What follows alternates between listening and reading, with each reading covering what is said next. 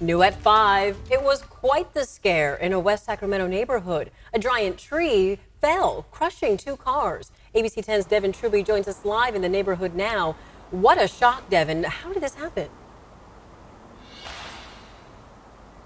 Very shocking for neighbors, Laura. And if we take a look, you can still see some of the damage that remains to the vehicles after branches fell from the above tree, crushing the car. But the neighbors say they ran out when they heard all the noise.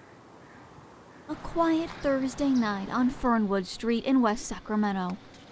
You know, I was sitting in my house right over here and watching some football, and all of a sudden I heard what sounded like a car crash, and it was like 3 distinct booms. Those 3 booms were actually 3 branches breaking off an oak tree, and what sounded like a car crash certainly looks like the scene of one. All the neighbors poured out of the house, and everyone came to see what happened from all over. Everyone heard the boom from several blocks away. What they saw, 2 crushed cars, green glass and green leaves blending together, shattered across the ground, and a tree limb stretched across the roof of a sedan. The homeowners say the fallen tree is more than 90 years old. William Legatt with Master Tree Care says the owners get this tree and others on their property trimmed when needed. He says this was the work of Mother Nature. When the heat comes, they like to, they get stressed out, so they like to swell up their water, all the branches, shoot up and everything. So they're super heavy, especially these valley oaks. And what they like to do is a little bit of breeze, like we have in the Delta breeze a lot,